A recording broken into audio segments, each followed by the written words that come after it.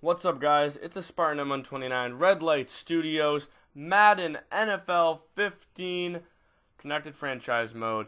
And yeah, I finally have a blue snowball microphone and a way to record myself without using Twitch. So, woohoo! Time to celebrate.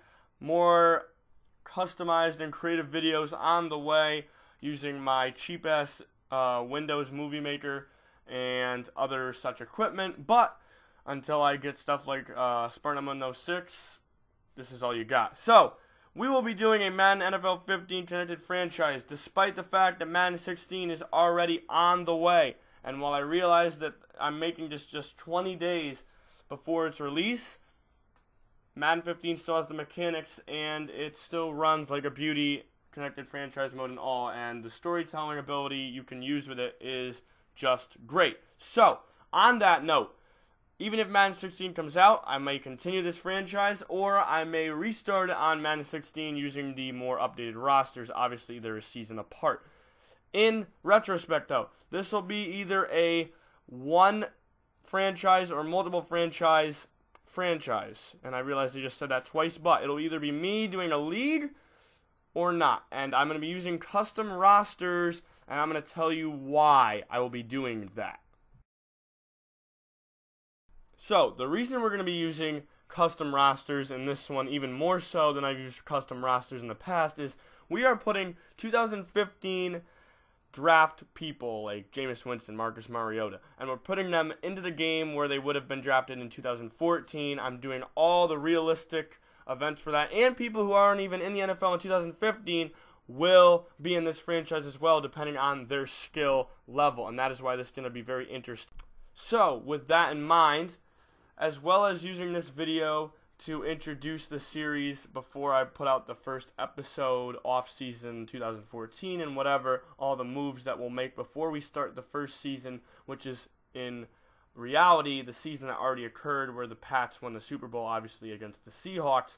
But I am also using the video to go over the top 10 teams that have the most draft needs using this custom draft class. Even though the draft class won't be an actual draft class, I will already be controlling who each team drafts because I'll be putting them on the roster ahead of time, as are all the draftees from the previous draft that year. So in Madden 15, all the people from the 2014 draft who are on teams are already on those teams. But since we'll be using custom rosters, I will be putting those people onto certain teams as if they were drafted by them, and they will be rookies. Besides that, I can tell you a few people are going to come back, like Tim Tebow. He'll probably be on the Patriots and start off there, or he'll start off as a free agent after the Patriots release him, but I guarantee he'll get picked up by a team if I'm controlling the entire league within a certain amount of time. So, without further ado, let's get to the top 10 teams with necessary draft needs for this 2014 draft, which will already occur before I start the series. So the Jaguars are number 1 overall in draft needs and draft stock. And that is because despite having a 4-12 record compared to the Houston Texans, who should be number 1 at 2-14, the Jaguars have less of a quarterback decision and a quarterback battle than the Texans. The Texans at least have Ryan Fitzpatrick, they have Case Keenum, and the Jaguars have Chad Henne and Stephen Morris, and that's about it. And if I was the Jaguars in the first round, I would be using my picks wisely. Now, Blake Bortles and Jeff Driscoll are both pro-style quarterbacks. Obviously, Blake Bortles, he shocked the world in the bowl game he was in his college days. And Jeff Driscoll, despite never getting to that national championship game that he wanted to get Florida to, just like Tim Tebow did, he had a very good career in Florida, a lot of high achievements and such that really in the NFL could get him far. I think he has a pro-style offense tempo, And I think that him in Jacksonville, where he has been in Florida for the past couple of years, I think that if he's in Jacksonville, he could make a career there. Now, the same goes with Blake Bortles, born in Florida, raised in Florida, and now playing for UCF, or did play for Central Florida at least. I think that the same goes with him, but, of course, why would the Jags risk 2 picks on 2 different quarterbacks? They're going to have to make up their mind on what they want to do, and if one of them doesn't go to Jacksonville, I don't know if the other will go anywhere, because while there are a lot of NFL teams that would like to use both of their caliber weapons and their experience, there's also Jameis Winston, Marcus Mariota, and obviously a slew of a few other quarterbacks who will probably be taken within the first, second, or third rounds. Those will be the only rounds I'll be focusing in on custom draftee picks.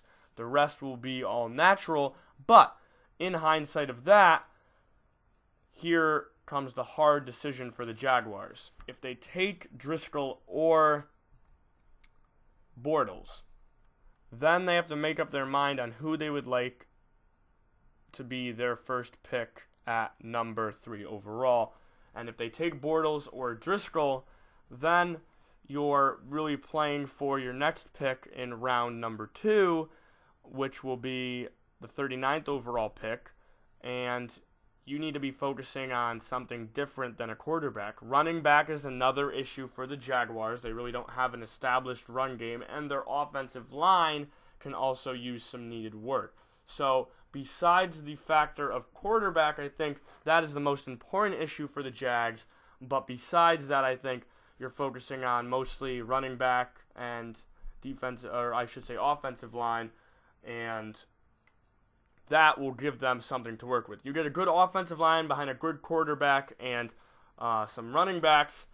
You have Justin Blackmon as your top wide receiver, and you can really build a franchise, I think, around that, or at least start to build a franchise, rebuild this Jaguars franchise and this Jaguars team, which really hasn't seen any playoffs, any real accommodations or acknowledgement in the NFL. They've kind of been one of the last teams in the AFC South to do anything, and because of that, I think that you really don't hear about them compared to the Texans or the Colts. And now the Titans obviously are another team you got to be focusing on, but the AFC South is loaded with teams that need talent, and I think Driscoll or Bortles can bring them the talent they need, besides the factor of an O-line and a good run game to balance out their defense. Now, on the defensive side, there's not too many needs, but I think that they need to basically upgrade every position they have. One of their strong suits is their linebackers.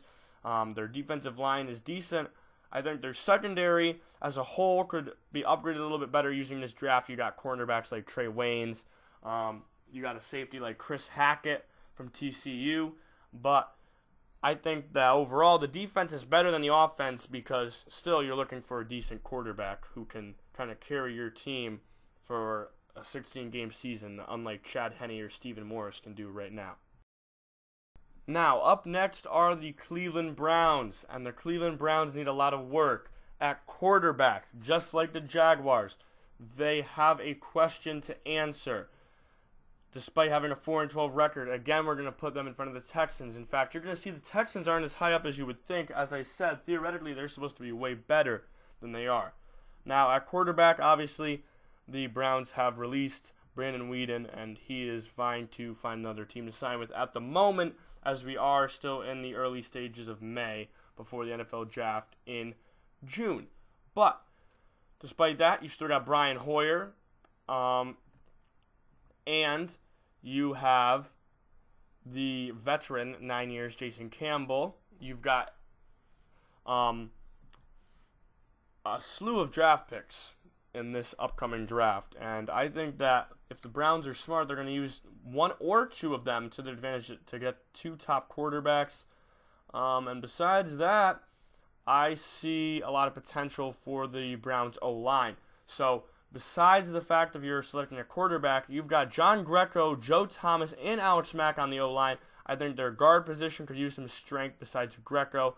and one side of their tackle, either right tackle or left tackle, wherever they're going to put Joe Thomas, I think that other position could use some work. Garrett Gilkey, Reed Fragel, Sean Laval, Jason Pinkston. Not the best O-line that the Browns could ask for. And then obviously you're losing other players defensively. Some losses. You've obviously lost Brandon Whedon. Jason Campbell, his, where he's going to go is up in the air. And actually, I correct myself, Laval is out. They've released Laval recently, and I just forgot about that. Jaquel Jackson, he is out the door. He not lost, but he signed somewhere else with the Colts. And they lost a safety in TJ Ward. But they've picked up Dante Whitner as a safety, at strong safety, I should say. Free safety, you've got Tashawn Gibson. And the corner game, Joe Hayden, he's very strong. But besides that, I think Buster Skrine and Leon McFadden, they can't really carry the weight too much in this league for the Browns. And I think that they need a better upgraded secondary. Maybe find a replacement for Jaquel Jackson to try and replace him. But besides that, the Browns' big question is a quarterback, and that's what they really desperately need. Now I'm showing A.J. McCarron and T.J. Yeldon up here because besides a quarterback, I said running back also is a need for the Browns. They picked up Ben Tate in the offseason, good veteran to pick up on your squad. But I think if they draft McCarron and Yeldon both, you got Eddie Lacy, who had a year of experience. He had a really good season with the Packers last season. I think that this combination could be very interesting to see on the Browns. Now, whether they take McCarron and Yeldon is up in the air. But I think if they get even one of them, you got a threat for this Cleveland Browns team that can make an impact. Coming in at number 3 are the Oakland Raiders. Oakland had a record previously last season of 4-12, and they desperately need a QB. You got Matt Schaub on the Raiders as of right now. Off season they were able to pick him up, but besides him, you've got Matt McGloin and Trent Edwards, the 6-year experienced quarterback out of Stanford. Not a very good quarterback at that. But Oakland they desperately need a quarterback. That is first overall need. They need someone to catch passes from the quarterback. And that's why you see Nick Marshall there.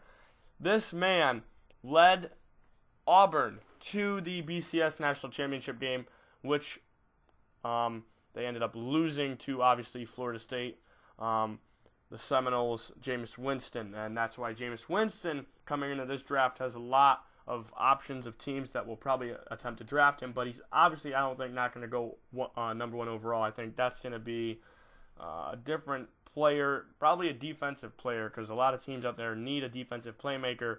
But Winston is definitely first-round material. Despite that, Oakland needs a wide receiver besides someone like Nick Marshall who can throw the ball efficiently and run a fast-paced, pro-style, option-style offense for Oakland. I think that man could be Amari Cooper. Amari Cooper has a chance to become a very good wide receiver for the Raiders. And despite, even if they don't get him, you got Odell Beckham Jr., you got Kelvin Benjamin from FSU. You've got Sammy Watkins from Clemson. You have Devin Smith. You have Kevin White. There are a lot of options, and I think Oakland needs to take advantage of one of those. Not first round, maybe second round, maybe third round, but you got to take advantage of that. And then you need alignment. They need help on the O-line. Despite the fact that their O-line is somewhat strong, they need someone besides, second-year offensive tackle Menelik Watson and Austin Howard to make plays on the O-line and be a guard or maybe tackle on this O-line to better protect whatever quarterback they decide to draft. But I think that's Oakland's needs for this draft. Next up are the Minnesota Vikings, and we can go pretty quickly with this team because I don't think there's a whole lot that they need, despite going 5-10-1 tie in the regular season 2013. The Vikings just need to keep up the work they've been doing as long as Adrian Peterson has been on the team. Matt Castle, I do not think, is the answer at quarterback. and that position needs to be addressed. Obviously, right here you got Derek Carr and Brett Hundley, UCLA, obviously Hundley's alma mater, and Fresno State, Derek Carr. But besides that, I think you need a playmaker at safety. I think they need some help there. Their corner, their secondary game is strong, but their offensive line could use some work. So expect a quarterback first round with Minnesota. The Bills are number 5 on the list, and for good reason.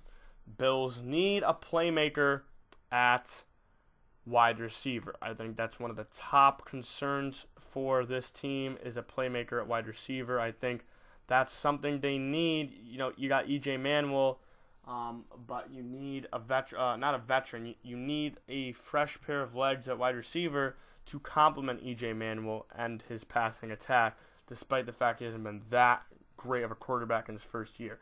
Buffalo 6-10 last season. They need a line too. They need someone at right tackle to fill out that position, and they need some linebackers, someone to fill the void. Even though they have a few powerful linebackers who can make plays, they need someone else, and I think that's majorly what they need. You see here, UNC lineman James Hurst. You see him. C.J. Mosley, linebacker from Alabama, and Kelvin Benjamin, wide receiver from Florida State. All those men, I think, would be good fits in Buffalo. Number 6 rolls in Tennessee Titans territory, and they need a playmaker at quarterback. You desperately need someone at quarterback to make a play.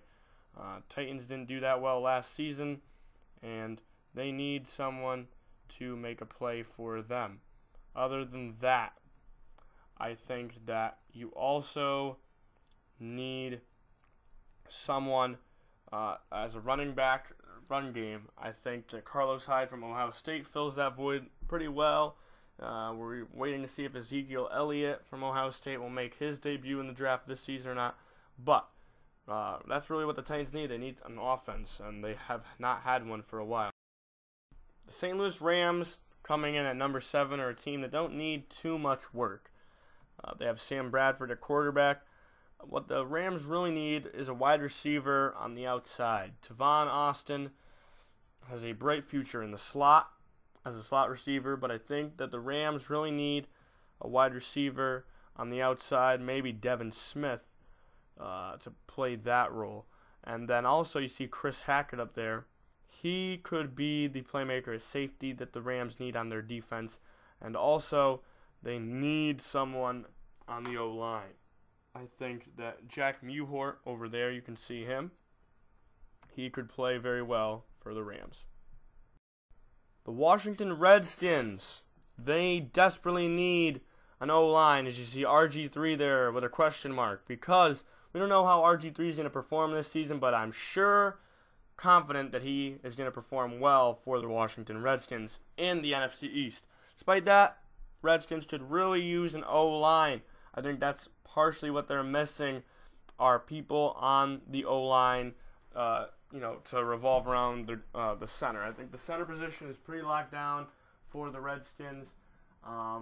You've got Lichtensteiner there, but besides that, I don't know as you really have other quality playmakers at the lineman positions.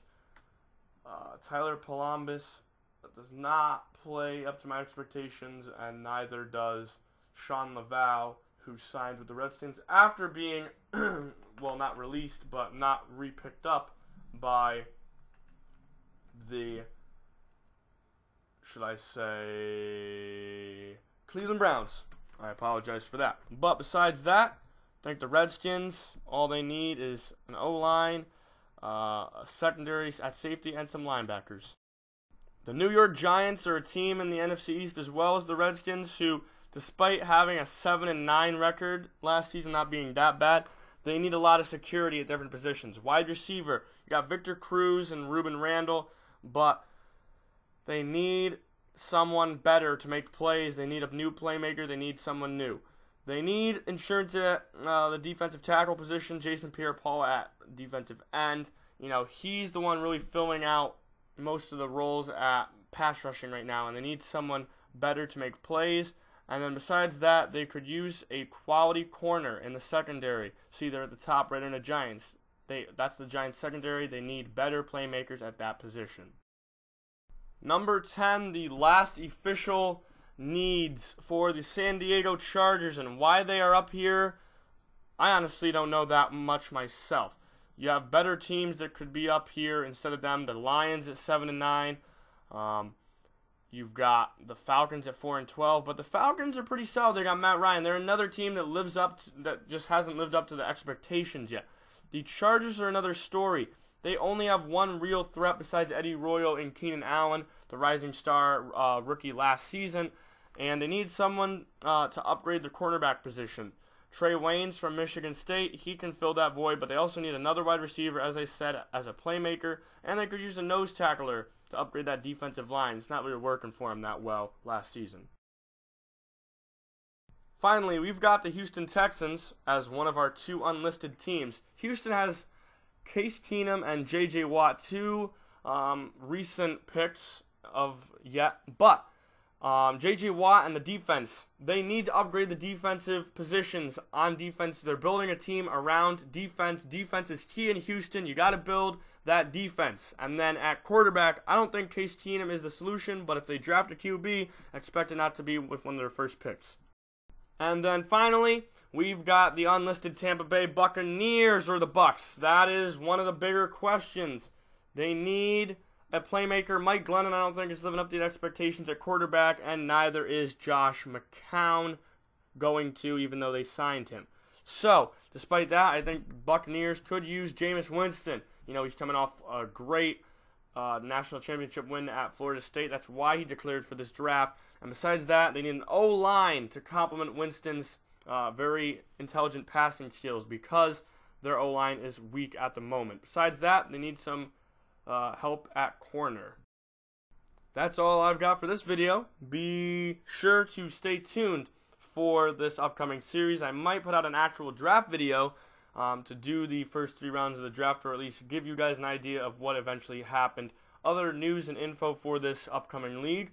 Videos will be coming out shortly, and until then, I'm Spartan M129 for Red Light Studios saying have a good day. Check out my boy Spartan M106's new Destiny videos, and as always, don't forget to like, comment, and subscribe to the channel. Thanks, and have a great one, guys.